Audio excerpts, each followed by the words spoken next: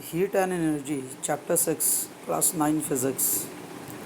Concept of heat, heat as a energy. तो ये कुछ कॉन्सेप्ट है, इसको रीड करना. मेन हीट का डेफिनेशन यहाँ पे है.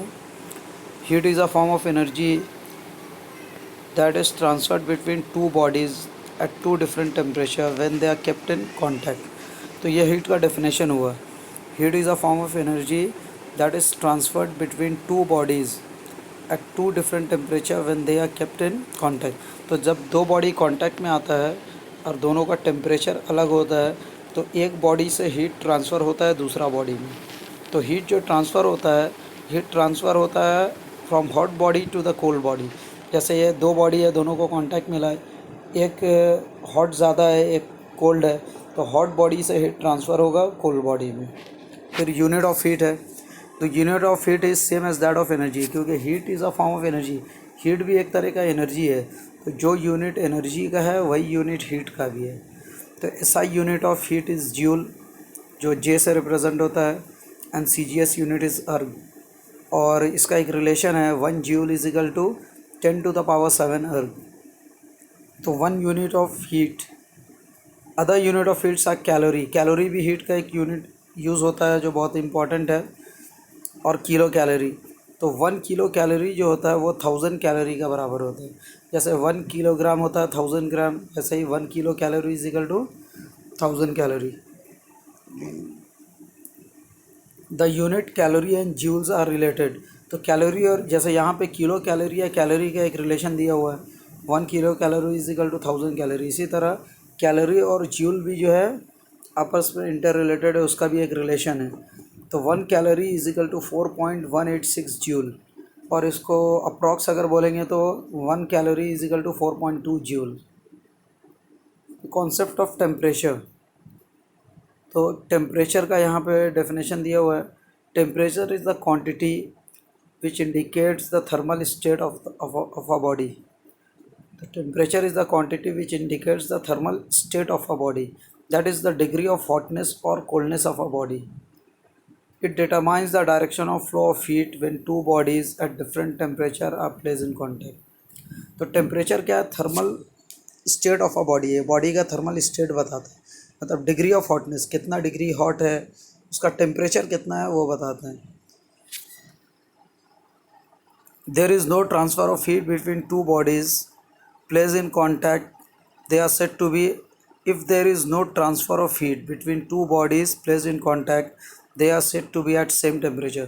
अगर दो बॉडीज़ को हम कांटेक्ट में लाए और उसमें कोई हीट ट्रांसफ़र नहीं हो रहा तो इसका मतलब दोनों का टेम्परेचर सेम है.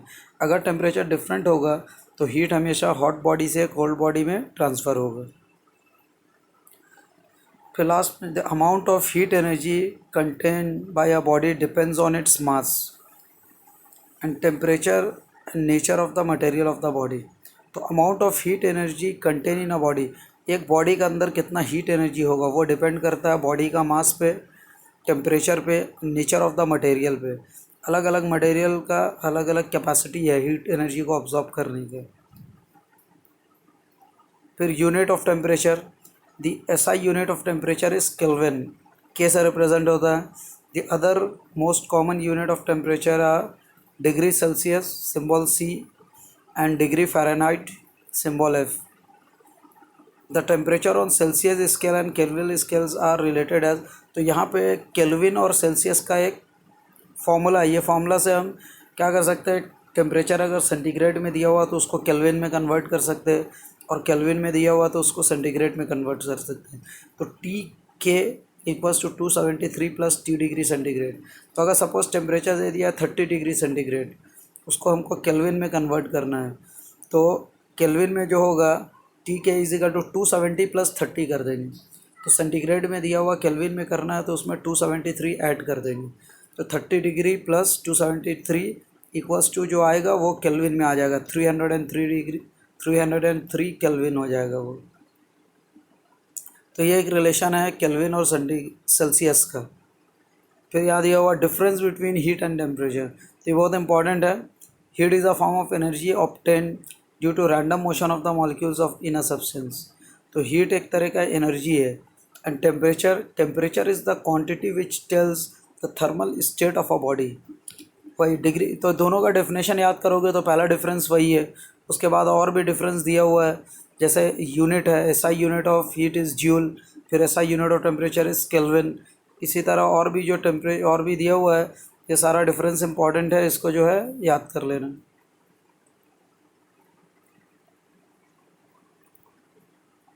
फिर है थर्मल एक्सपेंशन। अच्छा, यहाँ पे एक और है, सेंटीग्रेड और सेल्सियस और फ़ारेनहाइट का एक रिलेशन है। The temperature on Celsius and Fahrenheit scale are related as C/5 is equal to F-32/9। C/5 is equal to F-32/9। तो ये एक रिलेशन है सेल्सियस और फ़ारेनहाइट का। तो इस पे न्यूमेरिकल्स में काम आता है, ये भी फॉर्मूला याद रखना है। तो सेंटीग्रेड में देगा तो पूछेगा, कभी कभी टेम्परेचर सेंटीग्रेड में दे देगा, बोलेगा फ़ारेनहाइट में निकालने, कभी फ़ारेनहाइट में दे देगा, बोलेगा सेंटीग्रेड में निकालने। तो सेंटीग्रेड में दिया 30 डिग्री, तो तुम C का जगह में 30 सब्स्टिट्यूट कर देंगे, तो 30/5 इजिकल टू F-32/9। फिर उसको सॉल्व करके वहाँ से F निकल जाएगा। और अगर टेम्परेचर फ़ारेनहाइट में दे दिया, सपोज़ 30 डिग्री F है, या जितना भी 110 डिग्री F, तो F का जगह में 110 सब्स्टिट्यूट कर देंगे, अब फिर सॉल्व करके वहाँ से C निकालेंगे। तो ये फार्मूला है C/5 इजिकल टू F-32/9। ये यूज़ होता है सम्स में। और खाली तुमको ऐसे भी पूछ सकता है, right the relation between Celsius and Fahrenheit scale, तो ये रिलेशन लिखना होगा। फिर thermal expansion.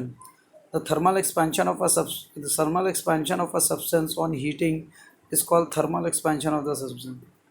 The expansion of a substance on heating, तो कोई भी चीज़ को हम हीट करते हैं, और हीट करने से कोई भी चीज़ को जब हम हीट करते हैं तो वो चीज़ थोड़ा सा एक्सपैंड होता है। The expansion of a substance on heating is called thermal expansion of the substance. तो हीट करने से कोई भी चीज़ को वो थोड़ा सा एक्सपैंड होता है, उसी को हम लोग थर्मल एक्सपेंशन बोलते हैं, क्योंकि ये जो एक्सपेंशन हो रहा है ड्यू टू हीट हो रहा है, तो that is called thermal expansion. फिर एक है एनालोमस एक्सपेंशन ऑफ वाटर। तो इसमें क्या होता है, वाटर जो है इसका एक पिक्यूलर प्रॉपर्टी है, कोई भी चीज़ को हीट करने से वो एक्सपैंड होता है, लेकिन जब हम वाटर को हीट करते हैं 0 से 4 डिग्री तो वो कॉन्ट्रैक्ट होता है, फिर उसके बाद वो एक्सपैंड होता है।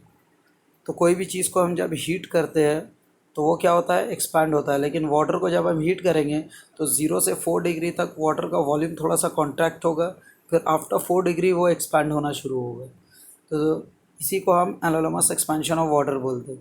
The expansion of water when it is cooled, ये उल्टा लिखा हुआ है, जब अगर 0 से 4 में एक्सपैंड हो रहा है तो 4 से 0 में क्या हो रहा है, कॉन्ट्रैक्ट होगा, एक्सपैंड होगा, sorry. The expansion of water when it is cooled from 4 degree to 0 degree, तो वाटर को जब हम कूल करेंगे 4 से 0 डिग्री में, तो उसमें जो उसका एक्सपेंशन होता है, इसको ही को बोलते हैं एनालोमस एक्सपेंशन ऑफ वाटर।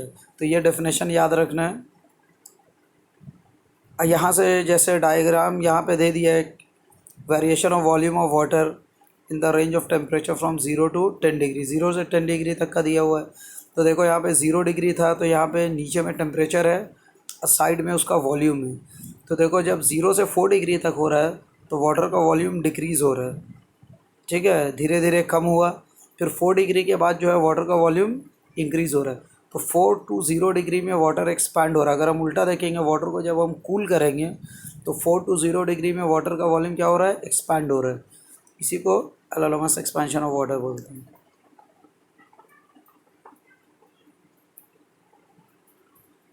फिर है Hope's experiment to demonstrate the anomalous expansion of water.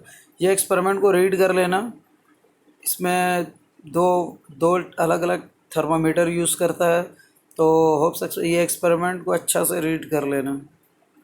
इसमें वही बता रहा, वाटर जो है कॉन्ट्रैक्ट होता है 0 to 4 डिग्री में, वो क्या होता है, 0 to 4 डिग्री में कॉन्ट्रैक्ट होता है, फिर उससे ज़्यादा हीट करते हैं तो फिर वो एक्सपैंड होता है।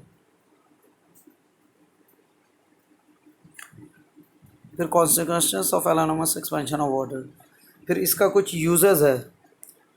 The anomalous expansion of water helps in preserving aquatic life during very cold weather. तो वेरी कोल्ड वेदर में क्या होता है, टेम्परेचर जब बहुत सारा कंट्रीज़ में टेम्परेचर जो है 0 डिग्री का नीचे फॉल कर जाता है, -10 -20, तो क्या होता है, वाटर 0 डिग्री में तो वाटर फ्रीज़ हो जाता है आइस में। तो अगर पाउंड है या फिर रिवर है या फिर ओशन है, तो अगर उसका टेम्परेचर -10 -20 चले जाएगा तो क्या होगा, वाटर पूरा जो है फ्रीज़ हो जाएगा। अगर पूरा वाटर फ्रीज़ हो जाएगा तो फिर एक्वाटिक लाइफ बच नहीं सकेगा। अंदर में जितना फ़िश है और सब पानी का जितना भी है एक्वाटिक एनिमल्स है सब मर जाएगा। तो उसमें क्या हो रहा है, ये जो 0 to 4 डिग्री में वाटर जो कॉन्ट्रैक्ट होता है ये हेल्प करता है उसको सर्वाइव करने में। तो वाटर का क्या होता है, जब टेम्परेचर 0 से नीचे फॉल करता है तो ऊपर का लेयर में सिर्फ बर्फ़ जमता है, नीचे में पानी ही रहता है, नीचे में वाटर रहता है। इसका वजह से जो है अंदर में पानी रहता है, इसका वजह से एक्वाटिक लाइफ सेफ रहता है। तो ये इंपॉर्टेंट पॉइंट्स है, इसको जो है याद रखना ही क्वेश्चन पूछता है।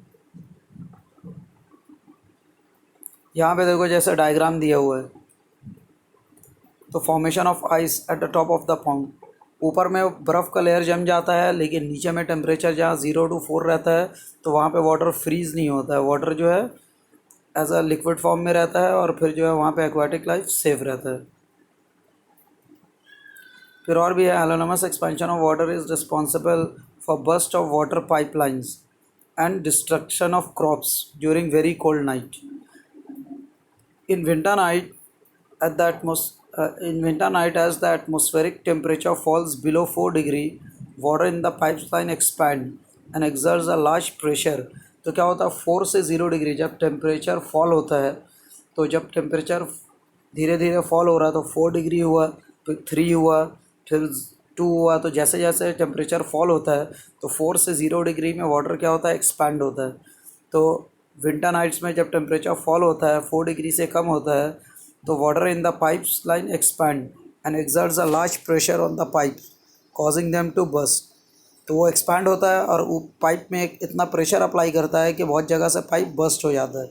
इसी तरह प्लांट होता है, क्रॉप्स होता है, तो क्रॉप्स के अंदर भी कुछ वाटर रहता है। तो जब टेम्परेचर फॉल होता है तो वो भी एक्सपैंड होता है। तो एक्सपैंड होने का वजह से क्रॉप्स का जो कैपिलरीज रहता है वो सब अंदर से बस्ट हो जाता है और वो डिस्ट्रॉय हो जाता है।